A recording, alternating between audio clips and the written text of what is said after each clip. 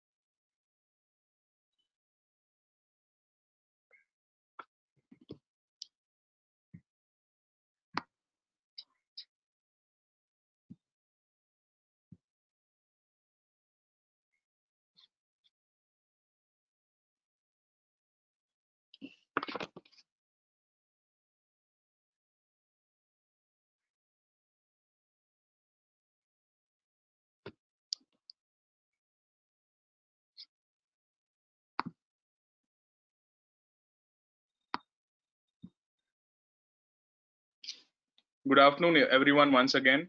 So welcome you all to today's AM webinar session, where we have Mr. S. Sai Sushant, who is BA LLB in cyber law and cyber security, and is also the CEO of Sushant IT Law Associates.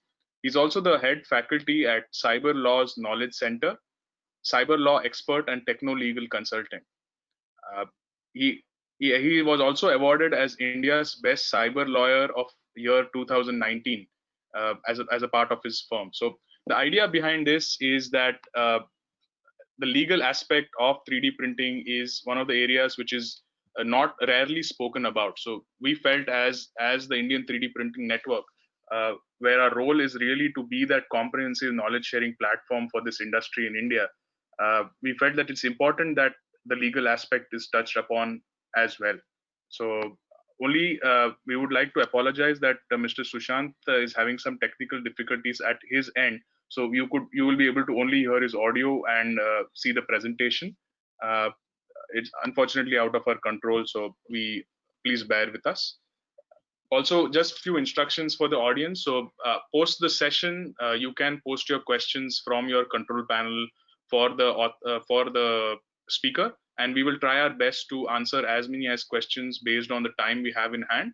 Or if not, we'll definitely share your questions with Sushant post the presentation, so he can get back to you directly.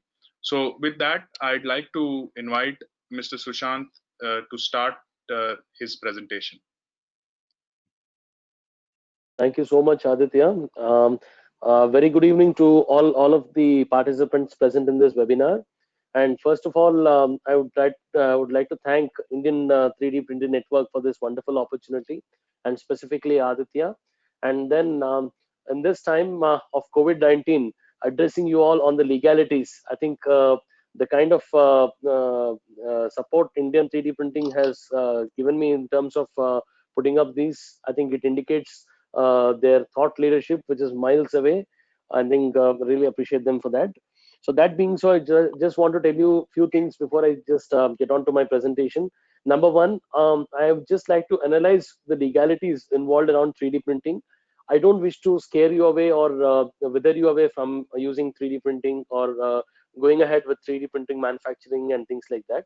I only wish to tell you that yes, there are lots of legalities surrounding 3D printing, which we need to be alive and then aware, because we live in a country which says ignorance of law is no excuse. So with just that, I just thought of moving forward. So Not just that, I was also wanting to talk about some recent trends with regard to 3D printing, so that I would want to add some interesting elements as well. Because speaking law, that too in this fine evening, when all of you are, sitting across this webinar, and then you expect something to be very serious. I thought I just put something in a very light sense, so that all of us end of the day can have a productive discussion. At the same time, I don't want to bother you much with sections and cross sections, because I feel it's only going to have dissections. Could we just start off with the presentation, please? Could you just open the presentation? Next slide. Yeah, this in short is what I'm trying to focus today: 3D printing and the legal aspects. So before I get to the legal aspects, I just want to talk to you about 3D printing. It's a very, very fancy thing that I've come across a couple of years back, when we had a client to whom we are actually trying to advise. So 3D printing, as the term suggests, it's nothing but trying to build 3D objects from a digital file. So shall I say, in a simple sense? So when you're trying to create 3D models using a particular digital file, I think that's going to be made possible because of this particular technology. And then all we need to do is build up the digital file using computers and computer systems and related softwares. And then where we start adding various layers, so as to ensure that the perfect shapes, even some complicated shapes, can be recreated in as like as the original, using this particular concept. So before I thought of getting into legal aspects, since we are all in the pandemic time, I just thought of sharing with you some recent updates.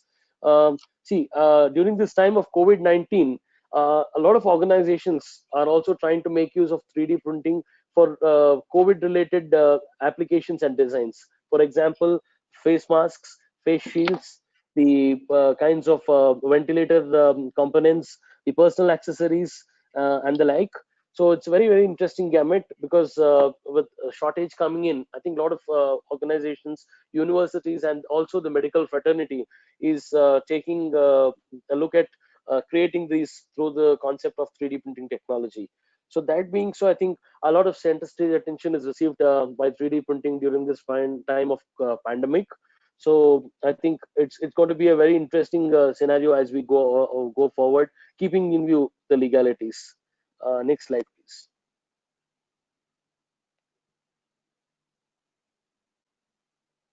Yeah, this is a usual response I evoke when I'm taking a session, specifically to a non-legal audience.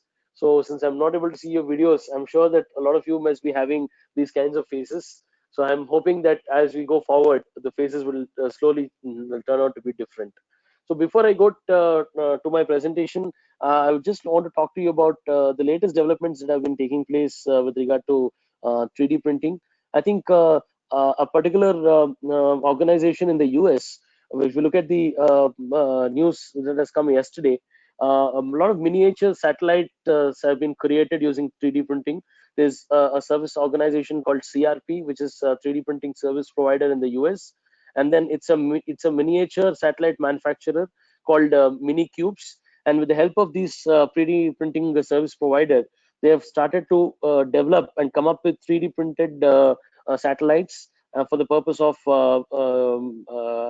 doing some kinds of testing. And then that's going to be a very interesting scenario as we go forward, because the kinds of challenges that have been faced are also completely different. And even the legalities surrounding 3D printing are, when I started going more and more, I found that there are lots of legalities, new legalities that are there apart from the traditional things. So I would like to talk of different new kinds of emerging legalities, because as I'm talking to you this afternoon, we don't have a dedicated law in India which is relating to 3D printing. But however, I wish to make some kinds of analysis with regard to the existing legal provisions and the laws as far as the Indian law is concerned. So I'd be touching on various facets like civil law, criminal law, the cyber law, as also the consumer protection law, and then the medical law and the like. So I just wish to start off with some basic principles. So as you go forward, next slide, please. I just wanted to start off with something called product liabilities. So what is this product liabilities? First of all, see, as we're starting to create more and more products using 3D printing, So that's going to bring in a lot of different kinds of legalities, specifically relating to the product liability. So when you look at the term product liability, I think the answer lies there itself. When talking about the kinds of liabilities that are going to arise from a legal perspective with regard to your 3D products. So that being so, I think it's going to be a very, very interesting space, because now with a lot of manufacturers, suppliers, retailers joining the 3D printing bandwagon, I think this will bring in a lot of legalities, and it will also bring about legal challenges from a product liability perspective. So three main aspects when you talk of product liabilities are warranty, negligence, and strict liability. So before I got to go on to them, I just want to tell you that usually these kinds of product liabilities are imposed on the manufacturers and the people who are actually supplying this particular product. But however, it's very interesting to see the kinds of product liability issues that 3D printing brings in. Now let's look at each one of them before you go forward. Now, warranty. No, the term warranty, I think all of us are conversant with this term. Why? Because it's one of the most commonly used term and terminology in terms of products. So when we look at any product, for that matter, the one of the first key observations that we do as manufacturers or as suppliers or as people who are actually purchasing a product is something relating to warranty. Why? Because we'll first look at warranty. We try to analyze whether there is any issue, what kinds of issues are covered and what are not covered, and what are the kinds of warranties being provided, in which circumstances they are provided, and things like that. Now, negligence, as we all know, it's nothing but breach of duty of care, shall I say, reasonable care. And what you have to do, you do not do that. That's you fail to do that, or you breach to do that. That is called negligence. Strict liabilities, yes, of course. When you try to do have negligence, and then you breach your duty, and then as a result there is some kinds of issue that has taken place, you don't even need to prove whether that has happened because of fault or not. The very fact that there is negligence involved can enable you to get on the strict liability as per se. So before I get to go further, I just wanted to talk about these basic principles. And just let's go to the next slide, please. Now, this is where I was wanting to tell you. Normally, we try to talk about the quality of the product, quantity of the product, which is purely based on a contract.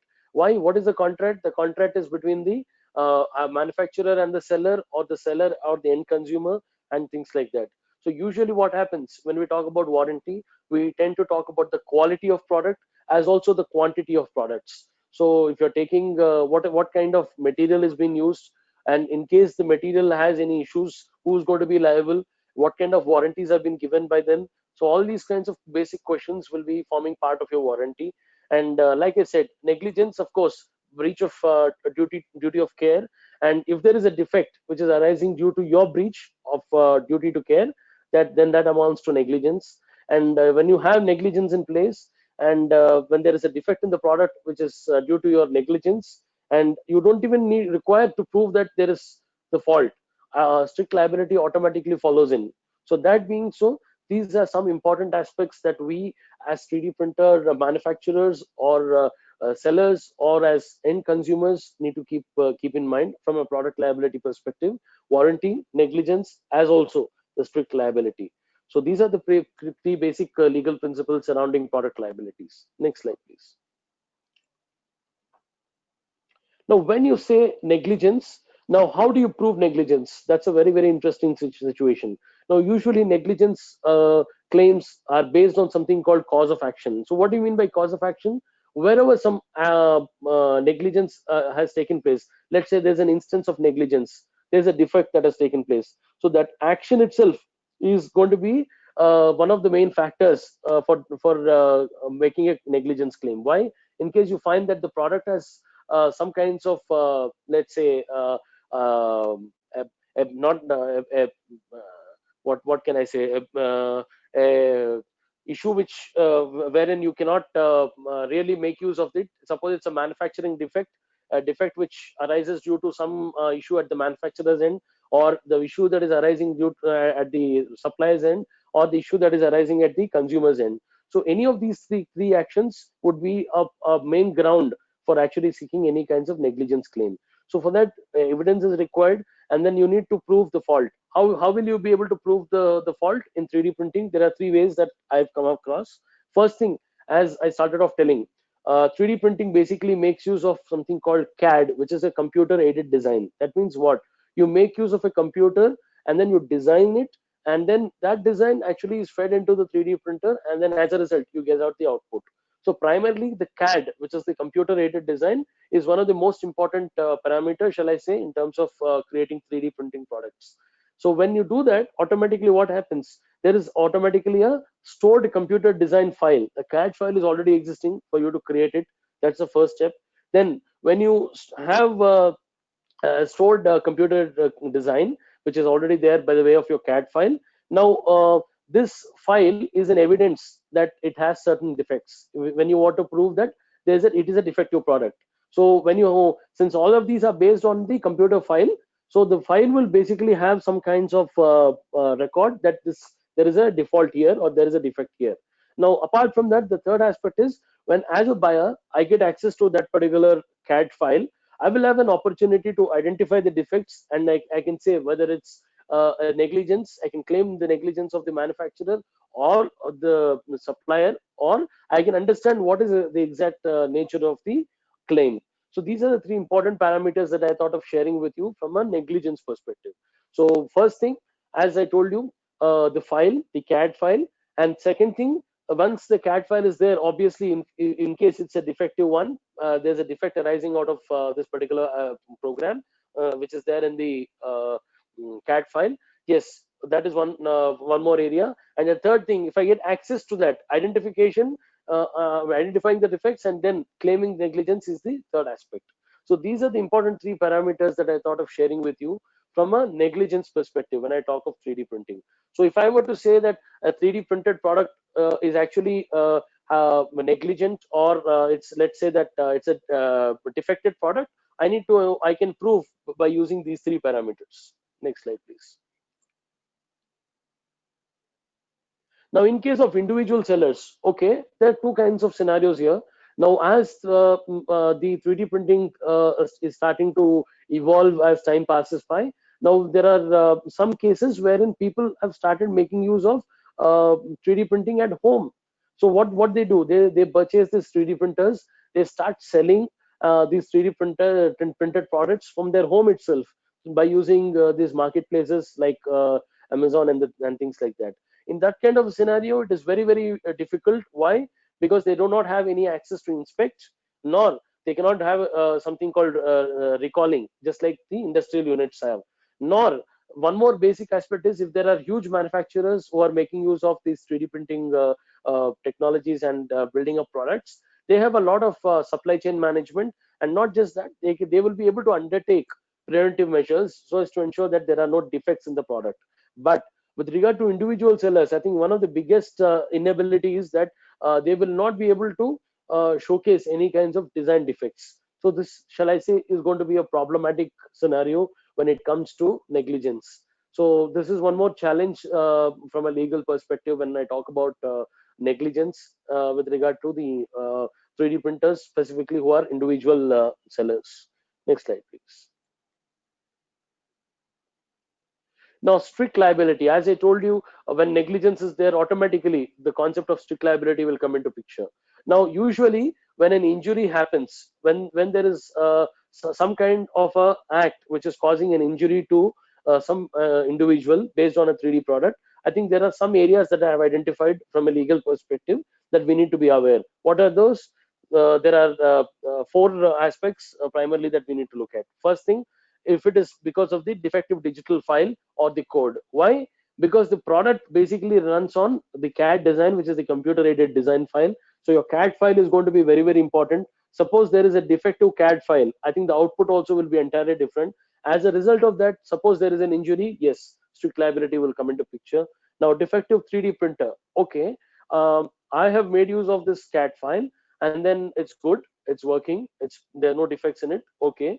I go ahead and make use of a printer that is defective. Then, as a result of that defective printer, suppose an injury takes place, there's going to be strict liability.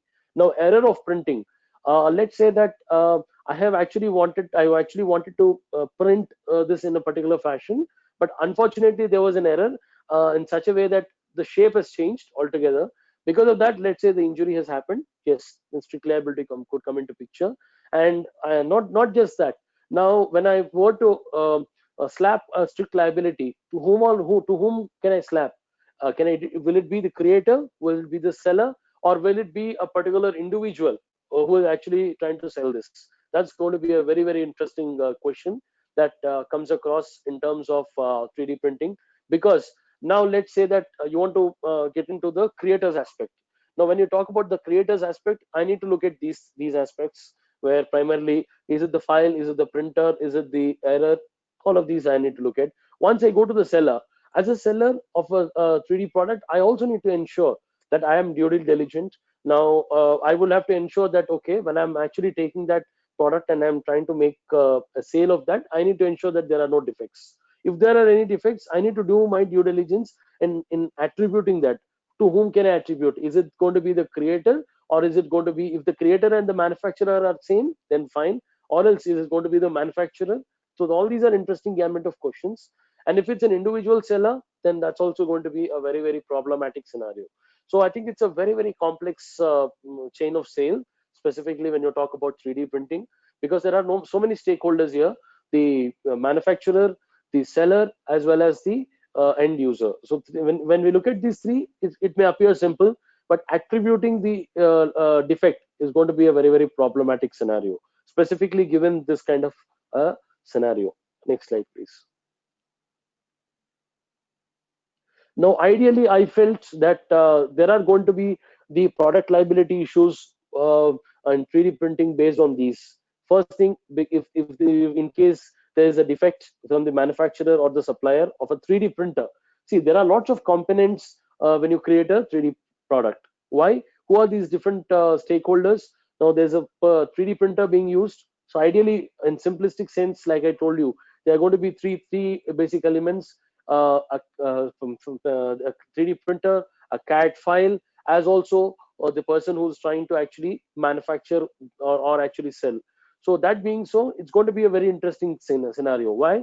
Is it going to be because of the printer? So when I talk about the printer, the manufacturer or the supplier of the printer has to be taken into consideration. When you look at the material, suppose, let's say, what happens? It's not just the printer alone. Unless I feed in the relevant material, I would not get the output. So therefore, the material also has to be taken into consideration. So the manufacturer or supplier of the particular 3D printing material also has to be taken into consideration. Third, the 3D printer owner. So suppose, let's say I am the owner, I purchase a 3D printer, and because of some negligence from my end, there is some issue that has taken place. Now I will have to be subscribed with liability. So that's also one area that I have to look at. Now let's go a bit more further. Now let's say that I'm a designer. I try to design a CAD file. So that being so, the designer is also going to play a very important role in terms of product liability. Now, has it happened because of the negligence on the part of the designer? That's also a very, very interesting question that has to be answered. Now, apart from that, the creator or the sharer of the CAD blueprint. Now when I'm doing that, there's a blueprint that I create initially before I start printing. So if I am the creator of the blueprint, or if I share that blueprint with you, what is my role? Has it is there any kinds of issues from my end? That also has to be taken into consideration. Now, finally, I'll say two things. One is the creator of the object, the person who's actually creating that particular object, and the person who's selling the object. So look at it. There are so many different stakeholders here. Now, once again, I just want to tell you that there are four basic elements. One is the printer, one is the material, one is the designer, one is the blueprint creator, one is the creator of the object, and other is the seller.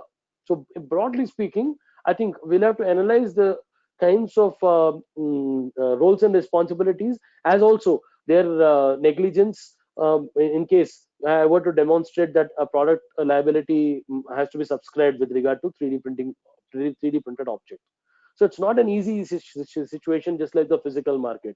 So physical market, I may have few things, but when I talk about the 3D printing chain, I think it's a very, very complex chain. So when I have to subscribe liability, for any kinds of product default, I'll have to value each and every stakeholder and try to analyze who is at fault. And then if he is at fault, I need to also understand what are their kinds of liabilities in terms of product liabilities. How much of a percentage of liability can these people be attributed to? All this has to be taken into consideration when you come up trying to have a legal analysis of product liability.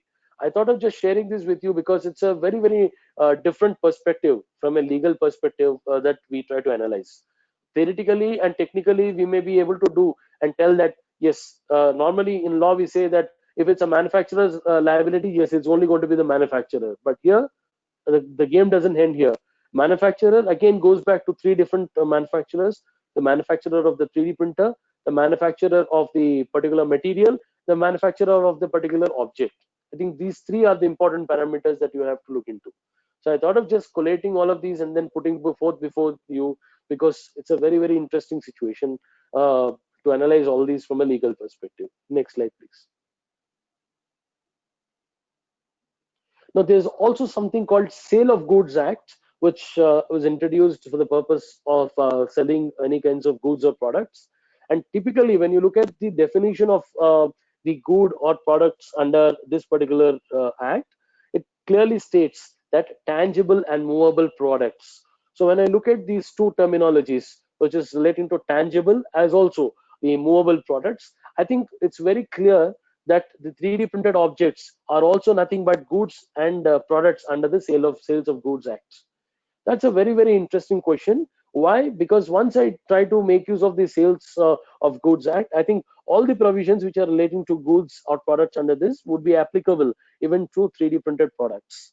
So that's a very, very interesting situation. But I can tell you that there have not been any much instance so far in the country with regard to this. But it's a very, very interesting gamut, and all these regulations would also be applicable to 3D printed products as well. Next slide, please. Now, one of the most important element of 3D printing from a legal perspective is something called intellectual property.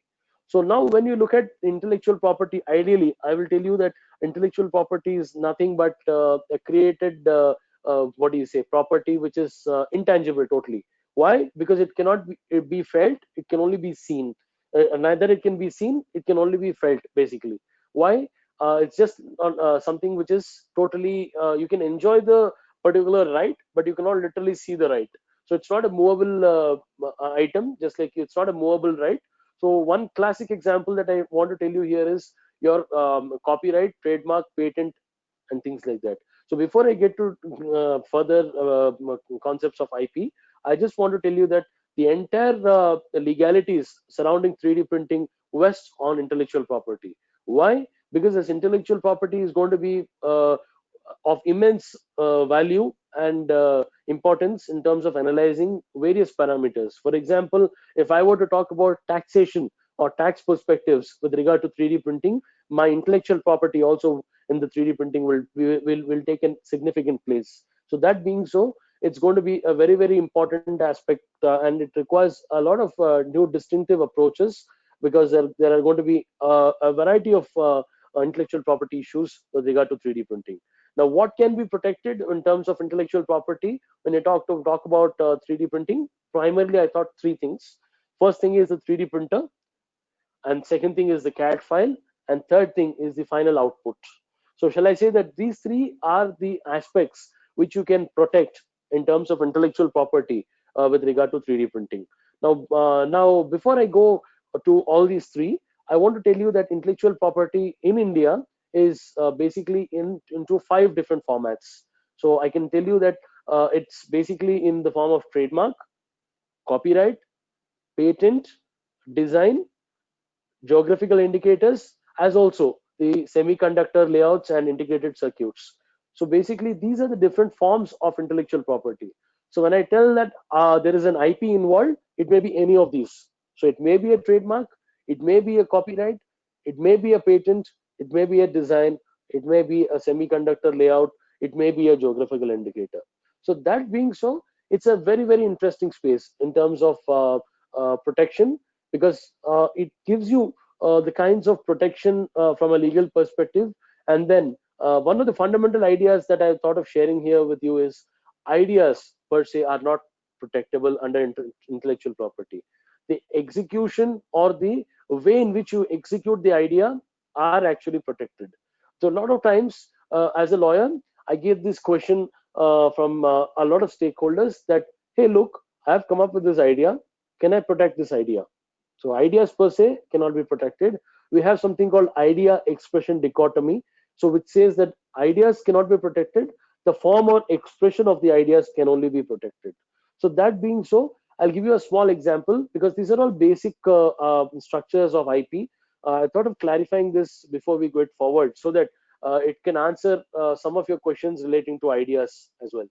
Now, let's say that you get an idea to actually come up with a marketplace. So that idea per se cannot be protected, cannot be given intellectual property protection. But however, the way or the manner in which you execute the marketplace, that can be protected. So let's say that I make use of a particular algorithm, I make use of a particular code that can be protected basically. So therefore, the concept cannot be protected, but the way in which I execute the concept can be protected. This is a very, very important basic principle that I thought of sharing with you because as we go forward, it's going to be a complex IP regime, intellectual property regime that we are going to discuss. But these are some fundamental concepts I thought of relating to you. Not just that, I would also like to talk to you about these five things in a very, very small nutshell. Now, when I talk about trademark, the first thing that a trademark does, okay, we're able to look at a brand, a logo, and we're able to identify the source, right? When you look at, let's say, let's take the example of Apple. When you look at the Apple symbol, you will obviously know that it's the Apple iPhone or it's an iPad or it's anything to do with Apple company, Apple MacBook or anything like that. Why? How are we able to distinguish it from that of another brand? Just by looking at the uh, logo, the brand name. So logos and brand names are usually protected under something called trademark. So what is trademark? Usually trademark is a combination of alphabets, numbers, and special characters, or the different combinations of these three along with a logo that establishes or distinguishes one product to another product. So primarily, I can tell you that when you make use of 3D printing objects, one of the very big areas that you need to focus on is from a trademark perspective. Why? There could be a lot of times that we could print up the logo or the brand names of various brands using 3D printers. So if that happens, it's going to be a problematic affair. Why? Because we have something called passing off. So what do we mean by this term passing off? It means simply that in case I make use of a trademark which is already existing in the market, and I make use of it in order to dilute the reputation or the goodwill, or I make use of it for a variety of criminal purposes, or if I want to infringe upon the or violate the trademark belonging to others. So that being so, I can tell you that you don't require a criminal intention also. Okay, criminal intention can be there in case of criminal issues. I'll try to clarify two things. We have something called civil law, we have something called criminal law. As a non-legal person, I'd just like to tell you that anytime you talk about compensation, damages, it is civil law. Anytime we talk about penalties and imprisonment, sending someone to jail, that can be criminal law. So when I talk about trademarks, one of the very big areas that I can like look at is when talk about 3D printing is there could be a lot of counterfeit products which can make use of the brand names and the logos of various popular brands, and they could start making counterfeit products. So that being so, trademark infringement also is one of the key areas that 3D printing technology actually brings into picture. More specifically, when you look at the criminal aspect, you have something called passing off, as I told you, deceptively making use of a trademark which is belong to someone else. Yes, that's also going to give you a lot of criminal liability. So you will be exposed to civil and criminal liabilities both when you make use of trademark without prior permission, as also without any proper license or authority. So that's also going to bring in a variety of legalities when you talk about the trademark and the 3D printing. Now let's go to the second aspect of copyright. Now, obviously, the word itself has copyright. When I have the right to copy, so a lot of times people think that copyright is something that is entirely different. It's not applicable for anything other than books or movies or songs. That's a very, very thorough misconception. Now, when we look at the ambit of copyright, it's having a lot of different areas. Number one, you have something called literary works, which are your books, which are even computer programs are treated as literary programs, literary works. You have something called computer software, which is also looked at literary perspective. You have something called music, which is composition of audio. You have something relating to dramas, dramatic works. You have something relating to artistic works like paintings, drawings, and the like.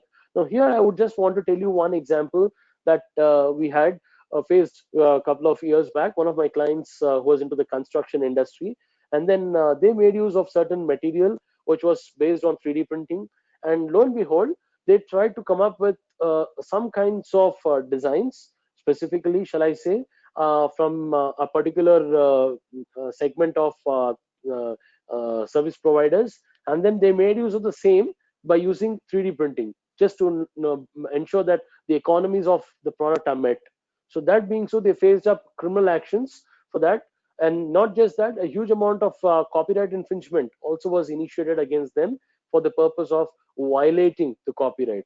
So it's going to be a very, very different paradigm as you go forward, specifically when I look at 3D printing. Why?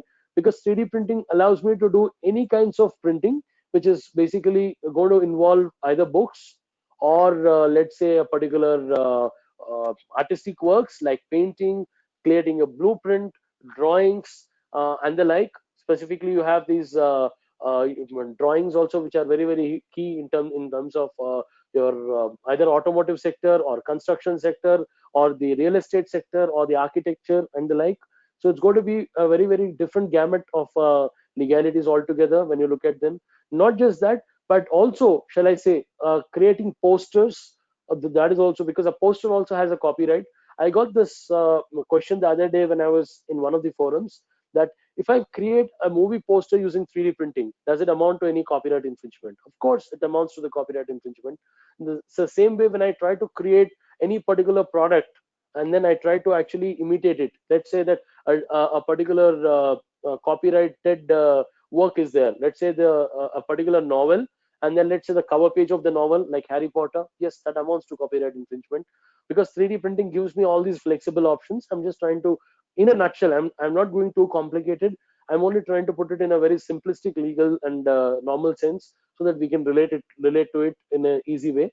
I'll be more than happy to answer any specific questions if you have at the end of the session. But just trying to tell you something from a basic perspective. Now, not just that, one of the problematic aspect is not just with regard to the copyright of this, but also the computer programs. The output can be also made a printout. Let's say that a program is written. What do? You copy the program and then you 3D print the program. That's also going to be problematic altogether, because I see sometimes, the other day I got this wonderful question from one of my friends who's a coder, stating that have come up with this code. I want to make use of 3D printing, and then using 3D printing, he printed the entire code basically on a particular structure, and then he kept it there, saying that it's one of the best programs that he has executed. So that's also going to be problematic, because nonetheless, we'll all have to be alive that in case you're making use of that code, you must be the legitimate owner of that code, basically. That's also going to bring in a variety of legal IP related challenges. Not just that, when you're making use of a program, let's say that you're making use of one particular program which was given to you, and then you execute the program, then it's very, very important that we have proper documentation in place here. Why? Because as far as copyright law is concerned, the creator or the developer of any particular program or any particular work becomes the first owner of copyright. So I'll give you a hypothetical example so that we can all be clear. Let's say that you are a 3D printer, and then you are actually being given a particular design. And let's say that when you actually have been given that particular design, you do nothing but you actually try to just print that on by using your 3D printer. Now, what's really important is that you need to ensure that the proper amount of IP is owned by the respective person who has given you that. Because you don't do that, you will also be dragged into a lawsuit, which is involving copyright infringement. Why? Because you as a printer would also be responsible to be duly diligent.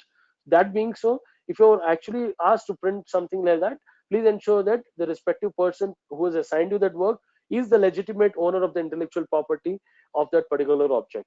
If not, you're going to face a lot of legal challenges with regard to copyright. Okay, that's one particular scenario. Now let's look at scenario number two. Now scenario number two is, let's say that I'm a supplier, and then I'm given some kind of a design from the manufacturer. I do nothing but supply this to another party. There also is going to be a very, very important aspect that we have to quickly look at is that particular manufacturer owner of that particular intellectual property? That also has to be looked in.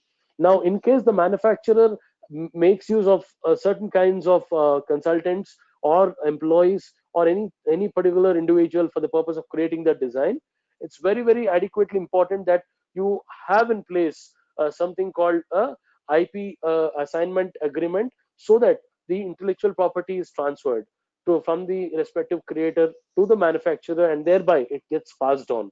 If this is not put properly, let me tell you that there could be a lot of intellectual property related issues, specifically from a copyright perspective. So this is something that I thought of sharing with you from a copyright perspective. So now finally getting into patents. So patents are usually given to something which are specifically inventions or which are discoveries in the respective fields. So there are 5 basic elements required for a patent. I will get onto the slide before I discuss that. But one of the other aspects I want to discuss with you is something relating to designs. So we have in India a law called Designs Act 2000, which enables you to actually register a design. Once you register a design, you will have the right on that particular design. And let me tell you that when you have the copyright in place, copyright also gives you the right in terms of the design. That being so, it's going to be a very, very interesting scenario. Usually what's a design under the designs law?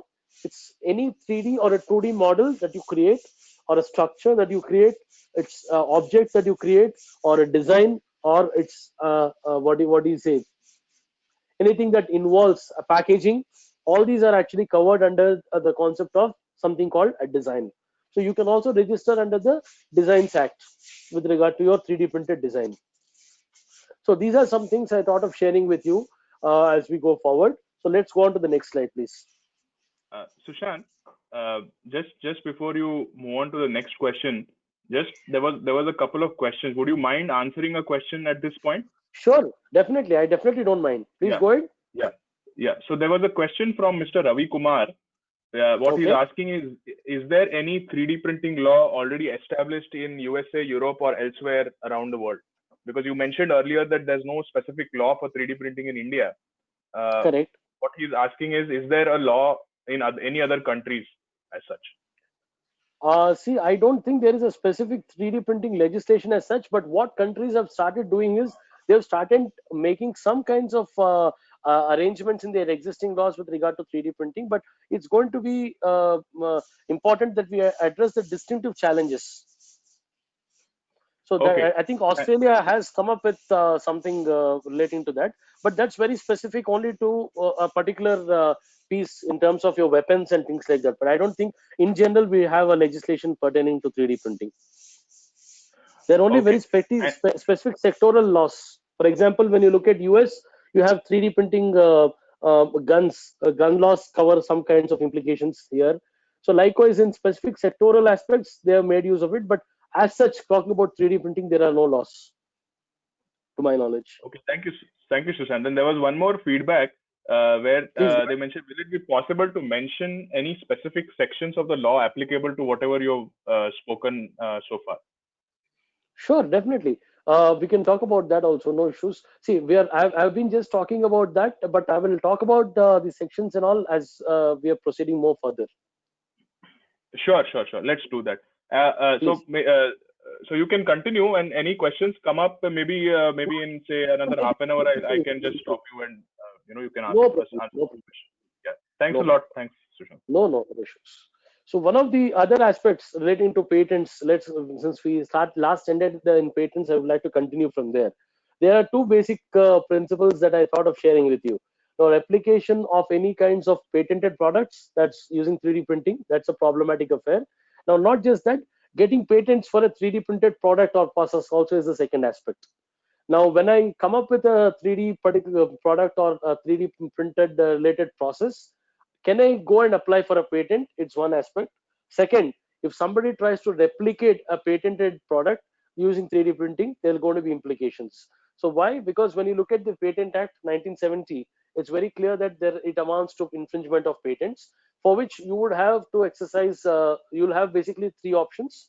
Number one is civil remedies, number two is criminal remedies, number three is administrative remedies. So when I do make use of civil remedies, I can get compensation.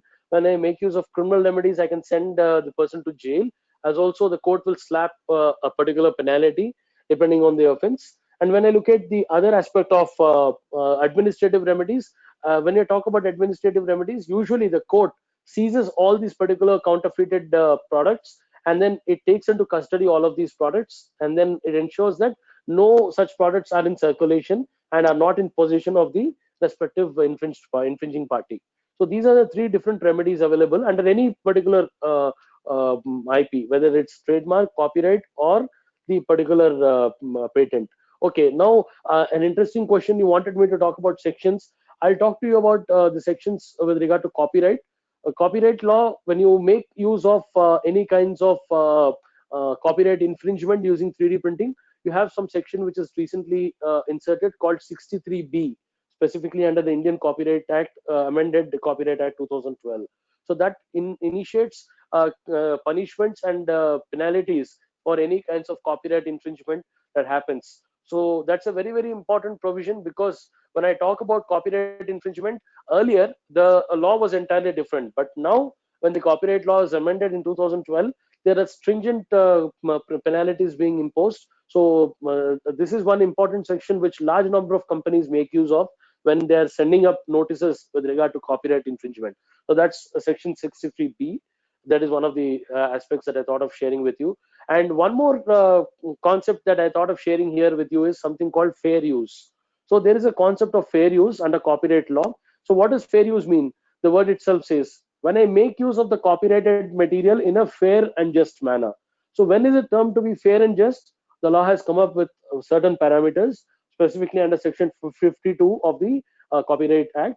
So it has given me certain exceptions. Number one, when only a limited portion of the work is used. Number two, when it is used for an educative or research purpose. Number three, when it is used only for a limited audience. Number four, when there is no monetary gain. So if all of these things are satisfied, then I can make use of something called fair use. So let's say you're taking up a workshop on 3D printing to a limited set of audience, and specifically when you say it's a pro bono kind of a workshop, or it's a workshop which is involving only limited amount of audience, there you can make use of any demos or anything which is relating to even copyrighted material.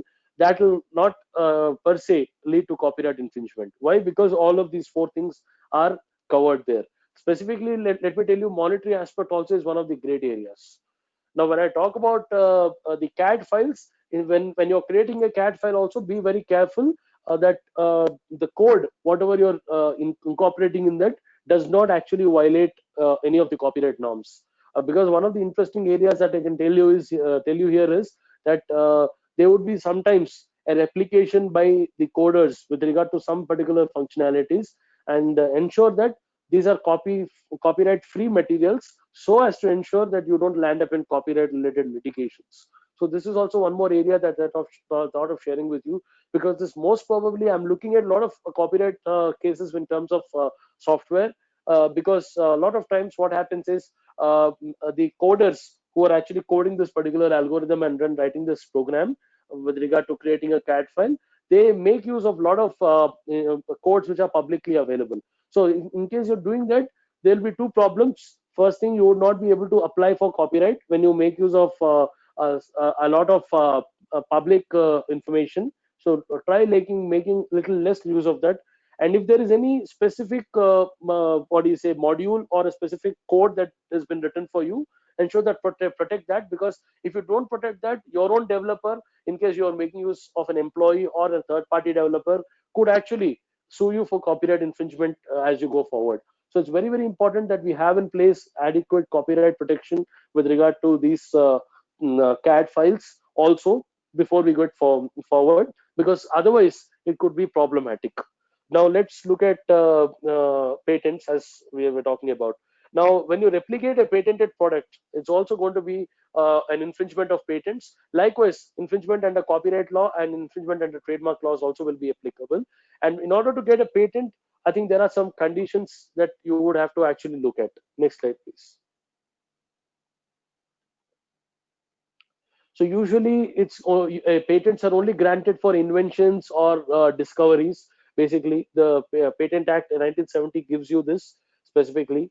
And then when I look at this, the requirements of a patent are also leveraged under Patent Act. One, it should be an inventive step. There must be an invention. Two, it should be novel. Three, non-obvious. Non-obviousness means the person in the same field. It should not be obvious to the person in the same field. Industrial application, it must be capable of getting applied in terms of industries or any kinds of other forums. So it should have the capability of industrial application. It must be a patentable subject matter. Now, Section 3 and 4 of the Patent Act have come up with something called patentable subject matter. So what is patented, what cannot be patented is clearly mentioned in the Patent Act. So when I look at patent, I must increasingly fall at the patentable subject matter, which is mentioned under Section 3 and 4. So one of the major challenges with regard to the patents is something relating to technologies. Technology related patents is something which is covered under Section 3K of the Patent Act. So this poses a kind of challenge to the technology related or software related patents in India specifically. And usually what happens is, in India, if I were to take a patent for a particular product, it on an average takes me about 5 to 6 years. So I'll tell you the distinctive things from a practical perspective also. So usually it takes about 5 to 6 years for a patent to be granted. And the first step that we do in terms of patent is we do something called prior art search. That means prior art is already something which is existing. So we compare the existing body of knowledge with this present invention. So we try to do a comparison, and then we do this in public as well as the private forums. And then once you do the prior art search, if the prior art search report is positive, then we go ahead and we suggest to go ahead with a patent. So one of the major things that we do for a patent is prior art search. And second, you will have two options. You have something called a design patent. You have something called a normal patent. And patent also will have another two options. One is you can file a temporary patent. Then you can go ahead and file the permanent patent. So how do you do this temporary patent and then what do you say, permanent patent? I'll give you an example. Let's say that you have come up with an idea or a discovery, but you feel that only certain things are available with you right now. A lot of work has to happen in the future times. But what you can probably do is, in the meantime, interimly, you can file an application, patent application. So once you file the interim patent application, you will be given a certain amount of time, specifically to 14 months, for you to submit the complete patentable subject matter. So that being so, initially, when you have some ideas clear, you're not completed your work on that, but you wish to protect it, you can immediately do that.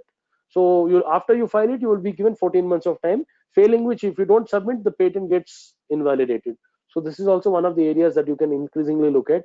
Design patent also is one more area that you can look at.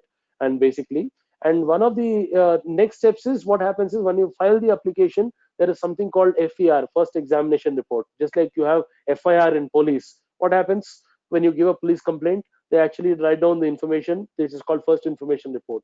So likewise, what happens is, there is a first examination report that has been published. Then it will be open to patent prosecution. So there you can have patent claims. That means it is open to people.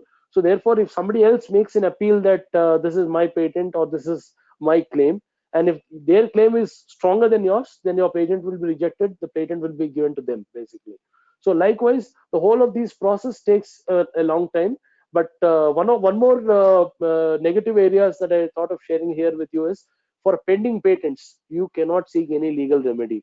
So let's say you have filed a patent today, somebody infringes upon the patent tomorrow within this period of time. Let's say after 1 year or 2 years, you cannot take any legal action on them. But that's not the case with copyright. Copyright, the moment you file your copyright application, The moment you file that, you're given an application number, which is usually called the diary number. You can make use of the copyright symbol from then day onwards. So what does it net effectively means? It means that copyright protection will start from the day you file your application. So you need not wait till the copyright is granted. And in the meantime, let's say somebody else has actually violated your copyright. You can use two things. You can either send him something called a notice, which is called cease and desist notice, or you can go to the respective court and secure an injunction order favoring you and restraining the other party from actually making use of that.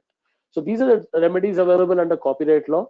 And when you look at trademarks, of course, the moment you start filing your application of trademark, immediately for a particular product, if you come up with a product, the name, the logo of the product can be protected. And likewise, I told you that for copyright, there are multiple ways that you can look at either the program or the concept or the manual or shall I say the design. Anything can be protected basically. So all these are some of the options that are placed before you from an intellectual property perspective. So you will have the option. Let me tell you, once you own an intellectual property, the law gives you so many different options. You can license it, you can sell it, you can what do you say? Give it to somebody for a particular period of time. You can give it to them for a particular money, or you can give it to them for a particular project. You can sell them. You have all of these options available with you. One of the most commonly adopted practices, licensing. So when I look at licensing, what do? I retain the complete right. I only give a particular license to use this particular product. So let's say that I've come up with a 3D product. I can sell that in full or in part for a particular price. I can license it in part or in full for a particular period of time or for a particular price or for a particular activity. I can give away certain rights. I can also make use of something called white label arrangement. So what happens in this? I own the intellectual property. It is labeled by someone else. So let's say that there are two parties, A and B. A owns the intellectual property, but the product is branded and packaged under the company of B. So B says it's my product, but actually, when you look at all these white label arrangements, at the bottom you will see powered by so and so. What does it mean? It means that this is the kinds of arrangement that usually takes place. So these are some strategies that you have to keep in mind. Number one, have proper IP assignment agreements in place with your developers or creators. Number two, ensure that if you are any of these stakeholders, ensure that there is no there's IP due diligence that you have done. Number three, if you are a creator, please protect your intellectual property by registering a trademark, copyright, or a patent or a design, whichever is applicable to you. Number four, you have when you want to licenses, you have the option to license it. Okay. Number five, you can also make use of white label arrangements. So these are the different models that you can actually try to do so with regard to intellectual property. I think this is something that I wanted to convey with you with regard to 3D printing. Next slide, please.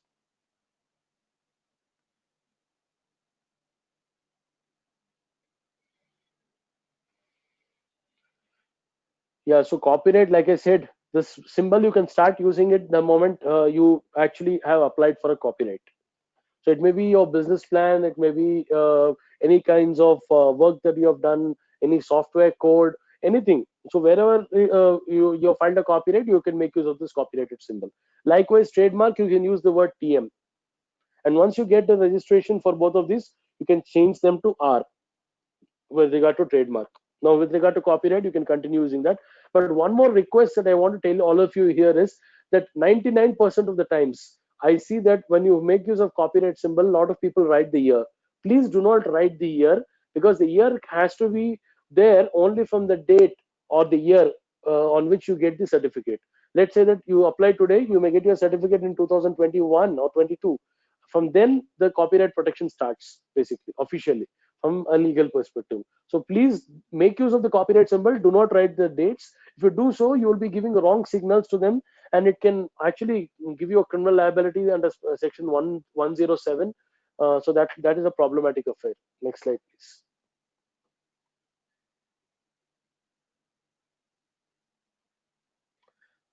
So this is something also that I was actually talking to you about.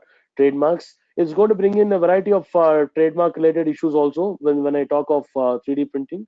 Like I told you, if you create a fake or counterfeit product, it will also amount to trademark infringement, obviously, because you're making use of the symbol as also the particular logo of the particular brand. So it's going to bring in a variety of issues. Next slide, please. So when I talk about design, I was also clear in saying that yes, it's a 3D or a 2D object that could be registered under Designs Act 2000 also. You could also seek some kind of protection under designs. And copyright, when you register a copyright, you get copyright in design also for a particular product for a period of 5 years. Next slide, please. So privacy is going to be a very, very important aspect today, because as I'm talking to you this afternoon, right to privacy is now being made the fundamental right, thanks to the latest Supreme Court judgment. So this is going to bring in a variety of different privacy related issues when I talk of 3D printing. Why? Because 3D printing is likely to bring in a lot of privacy concerns, specifically when I make use of this in the medical and healthcare, specifically because a lot of times what is happening is that a lot of human body parts have now been started to make use of 3D printing. They're creating that. So that's a very, very different aspect altogether. It can bring in a different amount of challenges from a privacy perspective. So that's also one more area that we have to increasingly look at. Specifically, shall I say that the privacy of the particular individual as also the data. So there are two concepts when I'm talking about privacy. It's the personal privacy, it's the data privacy. So when I'm talking about the personal privacy, yes. Now when I look at the present Indian cyber law, which is the Indian Information Technology Act 2000, and an amendment was made in the year 2008, and also we have IT rules 2011. So that being so, specifically under section 66E of the Information Technology Act, an emphasis has been laid down under protection of personal privacy. So let's say that I have come up with a product, a 3D printed product that is increasingly covering any of the human body parts, the private individual parts of a particular individual. That amounts to, without their permission, if I'm trying to make use of any of these, if I'm trying to actually defame somebody or make use of a caricature of somebody. Let's say that I create a 3D model of a caricature of a particular individual. It's very, very important that you actually take the consent of the particular individual. Why? Because this is going to bring in a variety of privacy issues as violation of personal privacy, specifically under section 66E, which talks about the voyeurism, which is talking about these. Not just that, suppose I'm able to create a CC camera or something like that using a 3D printer. That also brings in a variety of privacy related issues. So this is one great area that I'm talking about with regard to 3D printing, especially the medical implants and the medical related equipment, the human body parts, because it has been used in the medical industry to a large extent. These are also are some considerations that we need to look at. And not just that, if you're printing the caricatures of someone, their face, their personality and things like that, you'll also have to pay attention to seeking proper consent, failing which you can face penalties. Not just that, now let's look at the other perspective of data. Now let's say that your CAD has some kinds of data which is personal data. The law has come up with something called personal information and sensitive information. Now what is sensitive information? It means passwords, biometric information, gender related information like sexual orientation, the health and medical records, and financial information like your bank account details, credit card, debit cards, and the like, as also any information required under lawful contract. So these are all sensitive personal data or information. Now what is personal information is any information with which I can identify an individual. So let's say I bring out an Aadhaar card of someone using a 3D printer. That's going to bring in an amount of data privacy, because it's going to be impacting the personal information of some particular individual. So this is one more area that as 3D printing providers, we need to be aware and alive. Privacy. That being so, it's the personal privacy and data privacy both have to be adequately protected. Next slide, please. Now, 3D printing and Indian cyber law is a very, very interesting space that we all have to understand. Now, the moment I say cyber law, a lot of us relate that cyber law is something only intended for cyber criminals or for cyber crimes and the like. But unfortunately, or shall I say, it's a totally misconception that a lot of us are under this particular notion. Indian cyber law never ever talks about cyber crimes. When you look at the Information Technology Act, you can never find the term cybercrime anywhere in the act. Why? Because it's a different law altogether. It was primarily intended to provide a legal recognition to electronic transactions and transactions carried out by the way of electronic mediums, as also promote e-governance and e-commerce for that matter. So this was the main objective and fundamental preamble of the particular law that has come into picture. Of course, the Information Technology Act represents a typical Bollywood masala film. When you look at a Bollywood masala film, what happens? You have action, you have romance, you have what do you say, sentiments, you have a mystery, you have everything. So likewise, the Information Technology Act something has something on various domains. It has something on electronic governance, it has something on electronic commerce, it has something on electronic contracts, it has something on electronic evidence, it has something on cyber crimes, cyber contraventions, it has something on the adjudication and the like. So all these are some things that the Indian cyber law has. Okay, now this is just the premise of the law. Now you will say, as a 3D printing company, what am I? What responsibility do I have under Indian cyber law? What is the relationship? I'll tell you in a nutshell. If you're making use of six things, right? If you're making use of computers, computer systems, computer networks, computer resources, communication devices, as also data or information in the electronic form, you're now covered under the ambit and umbrella of Indian cyber law.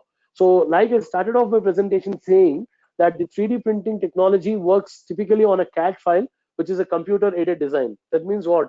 All of us who are into this aspect of 3D printing make use of a computer. So since we're making use of a computer to design and come up with this CAD file, which is one of the key essentials for a 3D printed object or for 3D printing, we are all covering under the ambit of Indian cyber law. Next slide, please. And anything and everything that you create using your computer becomes an electronic record. Why? Thanks to section 2(1)(t) of the IT Act, as also section 4 of the IT Act. So this is going to bring in a variety of different paradigm altogether, because you'll now been covered not just under the traditional laws, but you'll also be now covered under the ambit of cyber laws. So that's going to be a very interesting paradigm, since you're going to make use of computers for your designs. So the word computer does not mean only a system, but the very concept, when you look at it, the definition of a computer under IT Act, specifically section 2, talks about three different things. I'll put it in a nutshell. Computer talks about three things. One thing is something which has an input or output functionality, something that has computing facilities, something that has a memory and an arithmetical logical unit. That being so, I can tell you that your 3D printer is also a computer under the Information Technology Act. So that's going to bring in a variety of different paradigms. Anything that you do using a computer, either as a tool or a target, if you do something which is criminal in nature, that can amount to a cyber crime. So anything that you make use of 3D printer and then you do any kinds of activities, criminal activities, that amounts to a cyber crime, thanks to Information Technology Act and this particular regulation as you go forward. Not just that, I can tell you that a lot of e-contracts can also be printed, documents can be printed, signatures can be printed, electronic signatures can also be printed, digital signatures can also be printed using 3D printers. In a nutshell, I would want to tell you that yes, there are a variety of activities that you can make use of using a 3D printer. Somebody secures access, yes, that becomes a civil matter under Information Technology Act. Somebody tries to use a stolen 3D printer, that's covered under the criminal aspect, section 66B of the Information Technology Act. Not just that, if you try to basically make use of someone else's photograph, someone else's signature, typically using a 3D printer, you will also be covered under section 66C and 66D of the Information Technology Act for identity theft, as also cheating by impersonation. So these are going to be the interesting scenarios altogether, shall I say, when it comes to the ambit of 3D printing and the Information Technology Act. Not just that, anything that you carve out of your 3D printer can also be nothing but an electronic record, since it has come out through a computer. So what really is important is it's also holding evidentiary value. So therefore, I can also take this as a legal evidence. So be very careful when you're trying to make use of any kinds of objects using 3D printers, because that could amount to digital evidence and can be used against you. So it's a very, very important perspective I thought of bringing here as we go forward. Next slide, please. Now, piracy is also going to play a very, very increasingly important role in terms of 3D printing. Why? Because a lot of counterfeit products can be made using 3D printers. So it can attract a variety of different laws altogether. When you make use of piracy, we do not have a dedicated piracy law in India. However, copyright infringement could come into picture. You could use the Information Technology Act. If you use it in a dishonest way, you can also bring into picture Section 66 of the Information Technology Act, as also sections under IPC like 420 can happen, 415, 416 can happen when you make use of cheating by impersonation. That is, you impersonate and you take up the identity of someone else. That could happen. If you create a forged document, section 468 can also be made applicable here for these pirated designs specifically, not just under the copyright and intellectual property laws, but also under the criminal laws, also under the Information Technology Act. So one more interesting aspect that I thought of sharing here with you is with regard to the products. So with regard to the products, also a lot of piracy can be made, but not just with regard to the brand name and logo, but the design aspect also is one of the critical aspects that we all need to consider from a 3D printing perspective. So this will also bring forth a lot of legal issues when I talk about piracy. And one of the specific things that I want to tell you here is there is something in law called John Doe order. What do you mean by John Doe? John Doe is someone unknown. So let's say that I do not have any idea about the manufacturer or the particular person who has actually come up with this 3D product, but still I can go to the court and take up something called John Doe order, which is restraining unknown parties from coming up with any pirated designs or pirated applications relating to my product. This usually happens with regard to movies, specifically when you look at these movies called Singham Hindi and the Bodyguard movies. These two were game changers. Why? Because both these producers went up to the Delhi High Court and have taken this John Doe orders, facilitating that. Sir, we anticipate that these movies are going to be pirated on the internet across various platforms. So we do not have any idea who's going to be the service provider who's going to facilitate this. But kindly ensure that we are protected. So the court issued something called a John Doe order, restraining unknown parties from actually facilitating the download of these movies also. So that being so, I think in terms of 3D printing, it's going to be a different paradigm altogether when you talk about the piracy challenges. Next slide, please. Now the dark net, this is also something that I thought of sharing with you. This is the other side of the internet, shall I say. And lo and behold, darknet is now being used as a default mode, specifically during this COVID-19 times. A lot of people are actually making use of darknet for both legitimate and illegitimate activities. Darknet is nothing but a dark side of the internet. Look at this; it's penetrated deep across. It's only accessible using a particular browser, like Tor browsers, shall I say, not open to any other public search engines. So you do not have any idea about how things are happening. Now, a lot of 3D printed products are now being sold. Illegal products are now being sold over the darknet. So let it be pirated guns, arms and ammunitions, pirated, 3D objects, and a lot of other activities, including credit card skimmers, for that matter, are being sold across darknet for consideration. So this is going to bring in a variety of different legal challenges, shall I say, from 3D printing and darknet perspective. Next slide, please. So this is a classic example that, a lot of times that people are trying to make. See, other day I was looking at one case in the Western countries where in one of the extortion related cases, the criminals made use of a 3D printed gun for actually extorting money. There is no involvement of physical gun here, but that itself could be a product related liability that could be initiated against the manufacturer, supplier, as also the user. So this is going to bring in a variety of different legal challenges with regard to dark web and 3D printing as you go forward. Next slide, please. Now, cyber crimes are on the galore, especially with regard to COVID-19 times. Now, 3D printers, thanks to the available technologies, the cyber criminals are making use of all kinds of devices. When you look at the screen, it's very clear that they're making use of something called credit card skimmers. So, what are the skimmers? Skimmers are something like the point of sale devices of your credit cards. And when you swipe the credit card, the data gets recorded over there, and ideally you can know all the details of the credit card once you plug in this device to a system. So now a lot of criminals, cyber criminals, are making use of these kinds of devices for actually committing cyber crimes. So shall I say 3D printing technology is also in a way misutilized for committing various amount of cyber crimes. Next slide, please. So specifically with regard to the CAD files, one of the specific aspects that I thought of sharing with you here is with regard to the license aspect. So if you're sharing out your CAD file to someone, okay, one of the good ways that you could actually adopt is have a license agreement in place, specifically define the kinds of license, whether it's exclusive license or non-exclusive license, whether it's a revocable license or irrevocable license, whether it is given for a particular territory or a particular purpose, or it is given for a perpetual basis. Perpetual is 99 years. And if there's any royalty or any other consideration, all these could be typically incorporated under your IP license agreement. So this is one more area that we could all make use of when you are monetizing your CAD files. Next slide, please. Now, 3D printing and AI, shall I say, is the new face of the times. Why?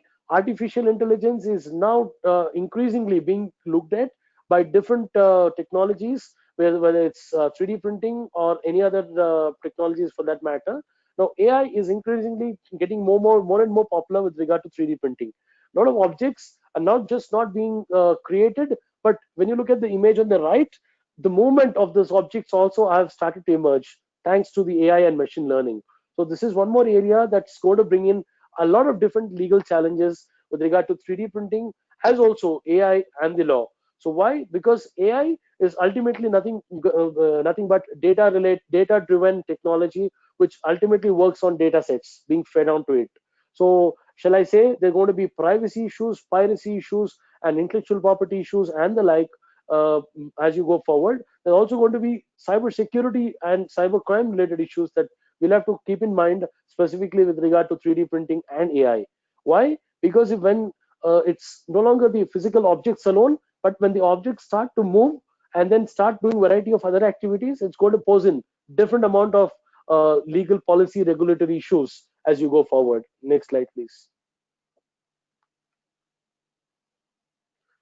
Now, 3D printing and liability in a simple sense, I will tell you that there could be possibly two aspects that you could look at. One is the civil liability, other is the criminal liability. Civil liability can be compensation by way of damages that could be under the Indian Contract Act when we talk about warranties, consumer protection laws when you talk about the products, sales of goods act as I told about products because it's covered under the 3D products are covered under this ambit, and also Information Technology Act for that matter.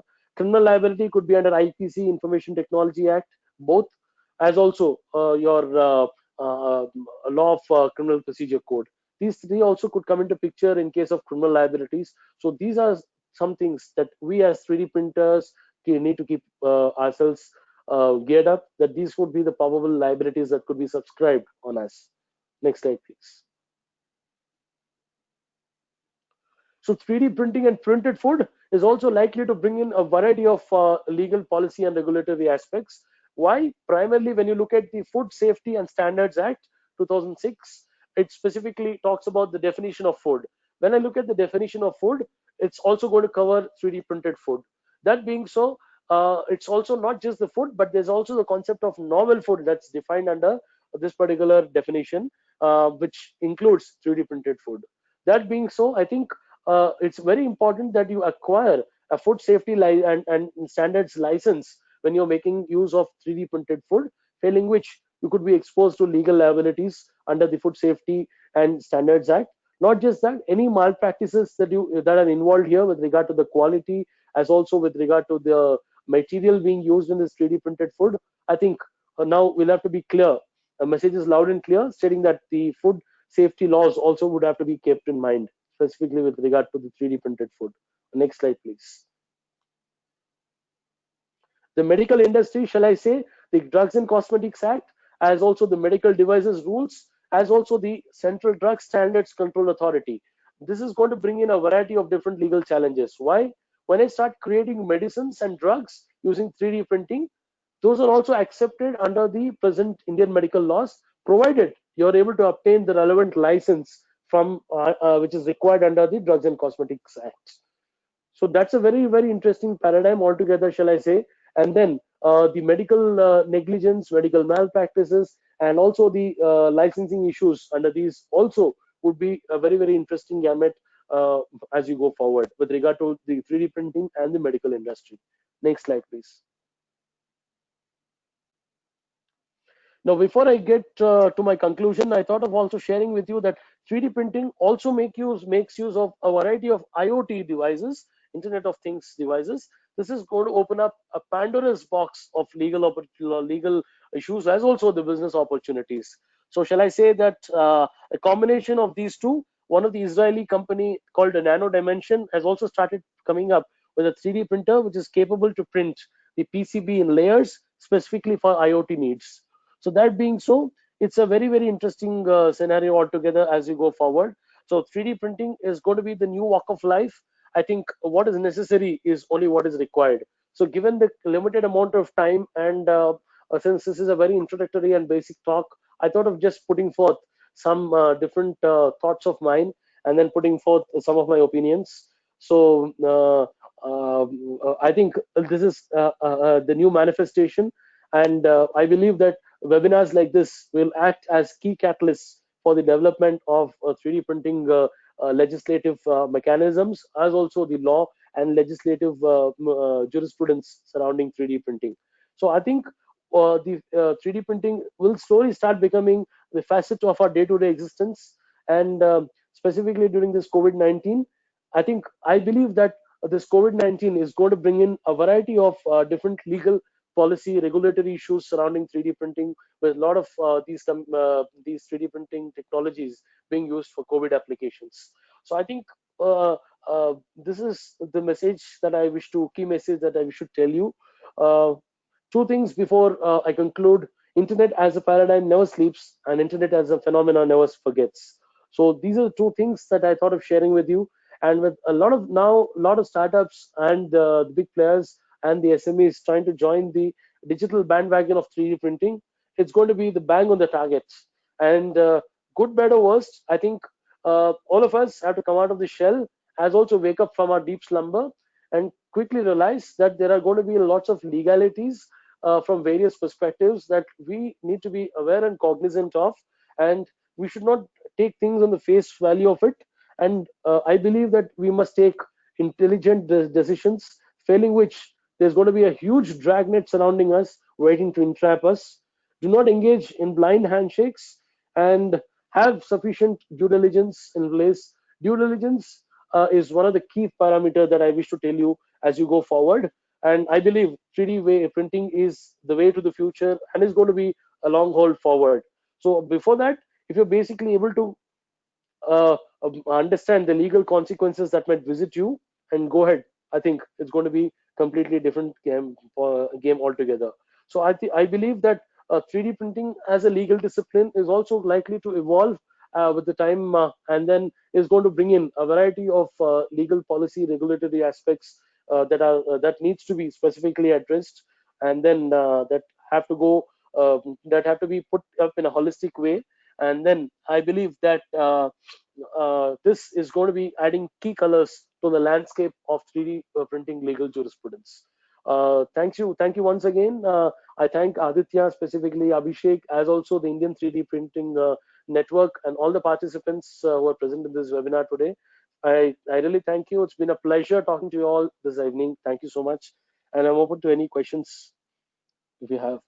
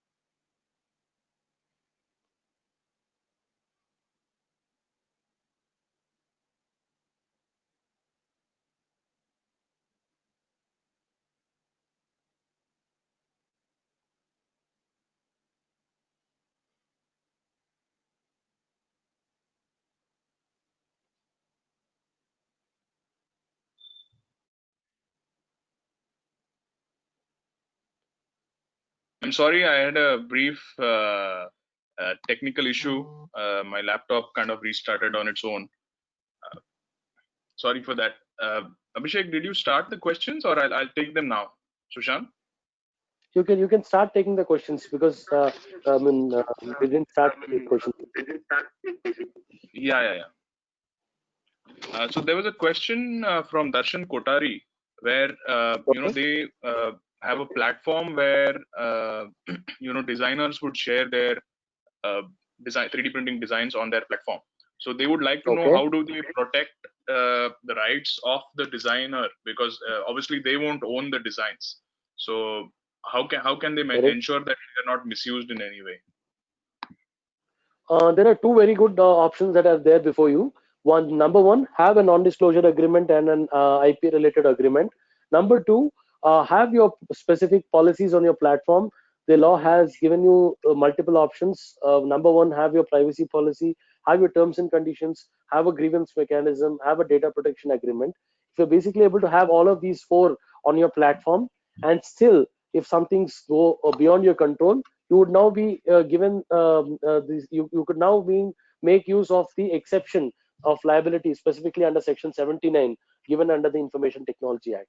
But if you don't comply with these parameters and then you make use of this, and still suppose an unforeseen cyber attacks or data breach takes place, you would be facing two kinds of liabilities: civil liability up to 5 crore rupees per contravention, so up to 20 crore rupees, as also with regard to other practices that you would be sued for, and a fine ranging from 1 lakh rupees to 10 lakh rupees, and an imprisonment from ranging from 3 years to life imprisonment could be initiated against you. So I think these are the two things that you have to keenly understand. Have non-disclosure agreement executed between you and the design holder, as also have these specific policies in place so as to ensure that you adequately protect them from a legal perspective. Technical perspective, of course, you do have to perform your technical due diligence of having good firewalls, good security application testing, and things like that. And one more option that you could make use of is you could also try to take up insurance with regard to the data and the cyber insurance. A lot of insurance companies have also now started issuing cyber insurance. That's also one of the adequate remedies that you can look at. Yeah, thanks, Sushant. So there's another question from Mr. Daniel Arokyam. So what he mentions is that all IPR is embedded in a 3D printed part. So do we need to prosecute separately, or is there a common way applicable for the 3D printed part? There is no common way. You'll have to see. You'll have to execute it separately because all these three are entirely different concepts of IP altogether. So I would advocate you to take all these three things separately: to copyright, trademark, as also patents, if it is applicable, so as to ensure that you are adequately protected. Because these are going to be part of any 3D printed object, but it's going to be very important that you take them specifically instead, because there is no uniform global coverage with regard to IP. You'll have to file them separately. Okay. Then there is a question from Mr. Vinod Kumar, who mentions that are the laws applying for for example for 3D printed medical products, are the Correct? legislation rules and policies globally similar, or is there a certain difference there? No, definitely it's going to be different. I mean, a difference there, because the way in which our Indian medical laws are is entirely different from the US medical laws altogether. Because see, the fundamental aspects are the liabilities, the kinds of approach, and the kinds of due diligence parameters are entirely different. So there is no universal golden phenomena as such. So you'll have to specifically look at the sectoral legislations and comply with the same. Okay. Thank you. Uh, Thanks, Sushant. I think we've reached our time limit for today. So obviously, if there are any other questions, please reach out to us on marketing@catnewtech.com. We will send you a feedback form via email. We have all your contacts. So thanks a lot, Sushant, again for taking us through this session on legal Thank you aspects so of much. 3D printing. I think it's very important, and I think we could really use this knowledge for this industry, because it's a growing industry in India, and it's very important for them to know what power they have, and how they can utilize the legal aspects to really go to the next level. So I think it's quite interesting, and thanks a lot and hopefully we would have more sessions. And for whoever's still there on the call, we'd like to share that this is just the beginning in terms of topics we're bringing to the industry. So we've been always committed to the Indian 3D printing industry since the past 5 to 6 years, and our effort has always been to share information with the industry and so that the industry grows. So we'll soon be in touch with you with our coming events. We also have a medical 3D printing seminar which is happening on 28th next week. It's at 11 a.m. and we have 3 bright stars from the Indian 3D printing industry speaking there. So we have Firoza Kotari, we have Ketan Jajal and Ayushi Bhan from Materialize. So it's going to be an interesting talk. So see you then on 28th. Yeah. Thanks a lot. Thank you all for joining. Thank you so much.